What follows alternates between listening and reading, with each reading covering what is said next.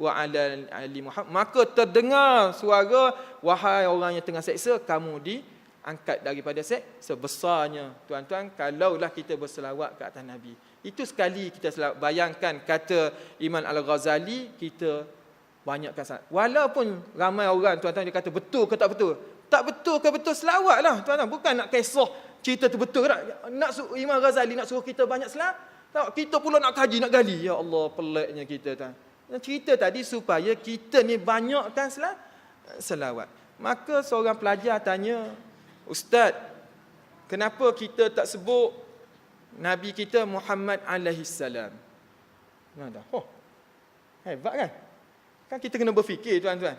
Jadi pelajar ni dia kreatif. Dia tanya soalan. Daripada Adam alaihi salam, turun Nabi Isa alaihi salam. Tiba-tiba kenapa bezakan Nabi-Nabi ni dengan Nabi Muhammad jadi sallallahu alaihi wasallam?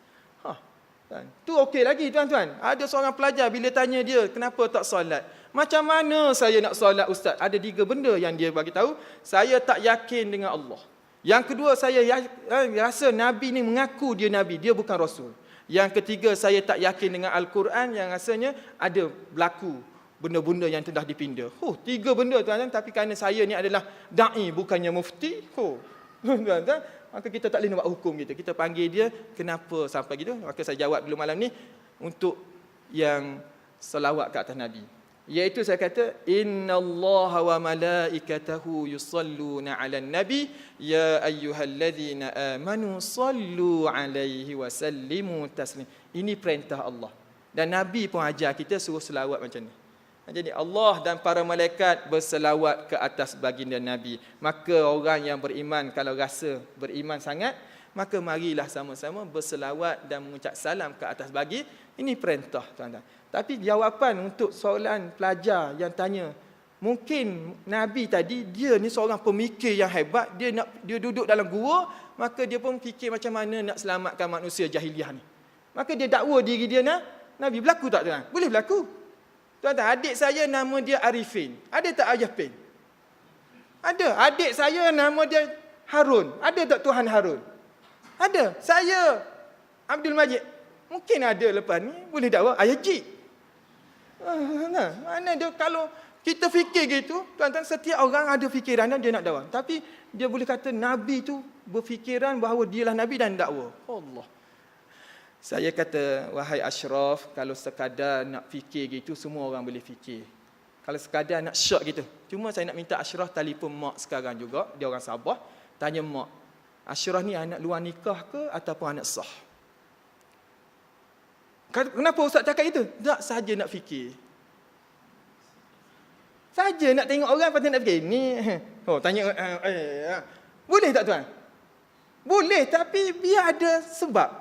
Ada sebab. Kalau jumpa tengah jalan tu boleh nak fikir tuan. Ni mak ayah kita jaga kita surat beranak ada, kita boleh fikir kita ni anak balik tanya, mak, Ustaz Majid suruh tanya, ambo ni rasa-rasa mak dulu zina dulu. Rasa macam mana? Nak kena tahu. Gitulah sebab kita tak kenal sejarah Nabi, sebab itulah macam-macam masuk dalam otak. Kalau betul-betul kita selusuri sejarah Nabi tuan-tuan, Allah, Nabi lebih cintai diri kita tuan-tuan daripada diri Nabi sendiri. Ummati, saya tak nak masuk dalam polemik ummati, cuma saya dengar ialah Nabi selalu sebut ummati, tapi bukanlah saat-saat Nabi nak wafat, tapi sepanjang Nabi tak sihat tu ummati, solah. Bukan maksudnya Nabi berakhir kalimah dia solah, tak mengucap la ilaha illallah. La. Tapi sepanjang Nabi tak sihat tu gitu. Macamlah kita tuan-tuan, saya dengar dalam ceramah dia kata, orang ni tak sihat, lepas tu selalu sebut tanah tu bagi kat Ustaz Majid. Tanah ni bagi kereta ni bagi kat Ustaz Majid. Tapi bila dia mati dia sebut la ilaha illallah.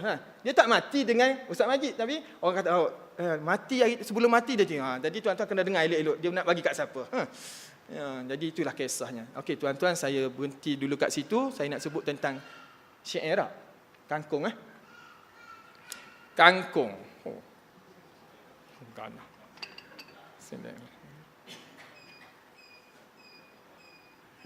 Habis masa dah. Kangkung bukan sebarang kangkung, tumbuh liar di bendang sawah. Sokong jangan sebarang sokong. Jangan biar hilang maruah. Tumbuh liar di bendang sawah, angsa betina putih berseri.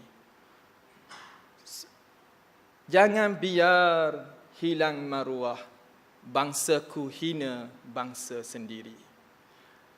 Angsa betina putih berseri, angsa jantan kejar berlari. Bangsaku hina bangsa sendiri, bangsa lain maju, bersatu majukan diri. Angsa jantan kejar berlari, dapatlah apa yang dicari. Bangsa lain bersatu majukan diri, bangsaku mundur menggigit jari. Bangun, wahai bangsaku, maju ke depan. Betulkan barisan, penuhkan saf hadapan. Tuan-tuan nampak? Apa maksud saya? Kita sebenarnya, tuan-tuan, kalau nak masuk dalam ni semua ni, ada isu sikit kita nak kutuk-kutuk. Kita kutuk siapa dia? Tuan-tuan, kita kena malu dengan bangsa lain, tuan-tuan. Kita selalu kutuk bangsa kita dan dia dah adalah bahasa Melayu kita dan dia pun orang Islam kita, tuan. Tapi last sekali yang untungnya orang lain, tuan. Kita duk bergaduh dalam tuan. Sebab tu saya sebut bila saya pergi Singapura. Dah sebut ke kat sini pergi Singapura? Dan tuan. Belum. Oh, Singapura. Apa dah tajuk dia? Kerana asabiyahnya kita pada bangsa dan sempitnya kita fahaman agama, termasik menjadi mangsa. Singapura masyhur mendapat nama, tuan. Dua saya nampak, saya mungkin tak pandai sangatlah, tapi saya nampak apa sebab Singapura, tuan-tuan, jatuh dan hilang gitu, ada dua sebab. Satunya kerana kita ni taksub sangat dengan fahaman, dia panggil asabiyah bangsa, tuan-tuan. Itu. Kalau betul lah kita perjuangkan bangsa, kenapa termasuk hilang? Malulah kita. Tu tuan, bangsa tengok-tengok